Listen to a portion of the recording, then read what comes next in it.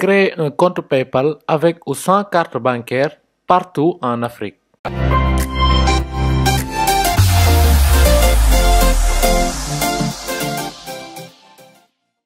Salut les amis, est-ce que yéen a ngi ci jàmm man maa ngi sant yàlla bu baax alhamdulilah bu fekkee c'est la première fois ngeen seetaan suñu vidéo fii ci Wolof Tuto ñu ngi leen di ñaan ngeen abonné wu activer cloche notification yi partage vidéo yi ak seeni xarit au maximum tey nag dañ leen di wan nan la ñuy créer compte PayPal nag souvent nit ñi dañ koy soxla pour retirer seeni xaalis ci TikTok wala sax pour jot ay paiement en ligne mais heureusement que mën ngeen créer compte PayPal parce que yéen a ngi Sénégal compte PayPal nag am na dëkk yoo xam ne éligible yenn dëkk Afrique yi nga xam ne éligible maanaam dox foofu waaye ñun heureusement Sénégal PayPal mën na fi dox donc bu ngeen bëggee xam nan la ñuy créer compte PayPal s'il vous plaît abonné wu leen balaa ngeen di def leneen parce que du leen coûter dara da ngeen di ñëw reen ngeen bës ci bouton abonné wu bi après ngeen ko ne seetaan vidéo bi après loolu nag dinaa leen wan yan démarche ngeen di suivre pour pouvoir créer un compte PayPal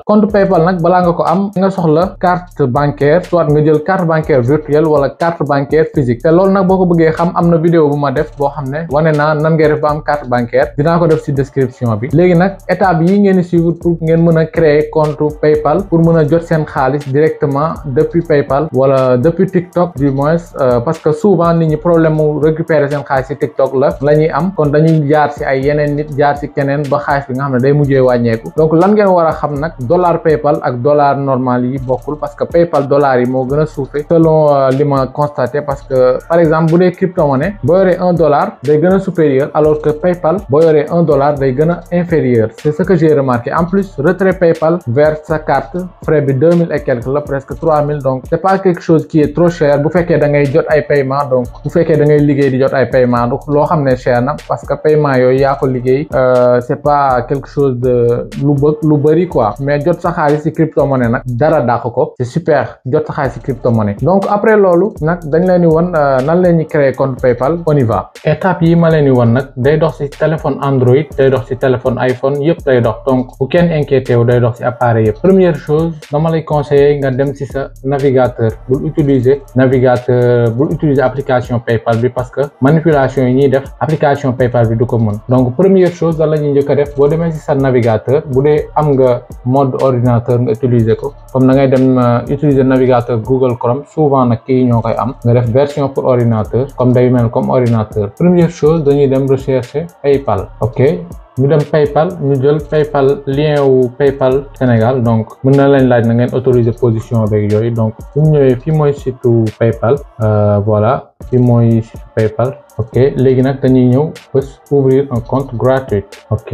léegi nag fii nag dañuy laaj suñu adresse email c'est très facile fii da ngay utiliser sa adresse email personnelle donc damay utiliser benn adresse email boo xam ne moom laa doon utiliser bu yàgg sans am PayPal léegi nag boo dugalee ci sa adresse email ba pare da lay laaj numéro fii nag dañuy ñëw dugal suñu numéro ok après ñu bës suivant léegi daf ñuy envoyer benn code boo xam ne moom la ñuy jot par SMS ci suñu numéro bi ñuy utiliser ok léegi jot naa code bi ok 31 38 32 38 32 ok léegi nag fii dañuy ñëw créer benn mot de passe bu robuste donc mun ngeen créer mot de passe boo xam ne bu ngeen ko fàtte nag comme par exemple man damay créer benn mot de passe bu yomb boo xam ne après mën naa ko dama koy changer donc ngeen créer par exemple amoon leen benn mot de passe bu robuste comme par exemple da ngay bind wolof ok waxuma leen ngeen bind lii mais ngeen créer mot de passe bu robuste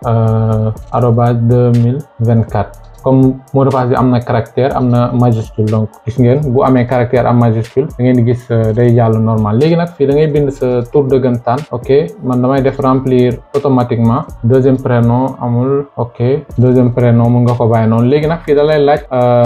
nationalité Sénégal carte d'identité numéro de pièce fii nag da ngay soxla numéro de pièce ak sa date de naissance donc il faut ñu remplir ko après pour ñu mën a continuer date de naissance ñu def ko aussi ok léegi nag fii dañ leen laaj ligne adresse 1 ligne d'adresse 2 donc comme fii mën ngeen bind Dakar Sénégal wala ngeen def Sénégal Dakar comme Dakar Guédiawaye ok mën nañ def fii Guédiawaye Gàddaay ok donc certifie après ngeen ñëw ngeen bës accepter et ouvrir ville municipale ok ñu def Dakar état province région waaye ok code postal 15000 donc yii nii nag foog ngeen xam ko ku nekk am na sa code postal côté bi nga dëkk ku ko bëgg a xam nag demal Google nga tapé par exemple code postal Malika code postal PAI code postal Parcelles yooyu yëpp am na fa donc boo xamee sa code postal nga dugal ko boo xamul nag nga def fa 00221 du yàq dara mais pour plus de professionnel normalement ni ngeen war a remplir seen adresse léegi nag ñun dañuy bës accepter et ouvrir le compte directement ok donc daf nañu la acheter wala envoyer de l'argent dañuy def pas maintenant parce que ñun dañoo bëgg tijji compte PayPal ok juste ça léegi nag fii da leen laaj carte wala sans carte bu la neexee nga def pas maintenant bu la neexee nga enregistrer sa carte par nga jël carte bi nga am enregistrer ko mais bu la neexee mën nga def pas maintenant gis ngeen compte PayPal bi tijjeeku na léegi nag bu ngeen demee ci seen application PayPal mën ngeen dugal seen même compte bi waaye bu ngeen bëggee jënd nag ci internet bi il faut ngeen enregistrer carte wala ci PayPal bi am xaalis léegi nag bu ngeen bëggee xam nan la ñuy def ba retirer seen xaalis ci PayPal ba ci sa Wave laaj leen ma ci comme ça ma def ci vidéo mën ngeen ma ko laaj ci seen ci commentaire yi après ma expliquer lépp def ci vidéo inshallah donc s'il vous plaît abonné wu leen ngeen partager vidéo au maximum ak seeni xarit noonu la ñuy tijjee compte PayPal c'est très facile on se retrouve à la prochaine ciao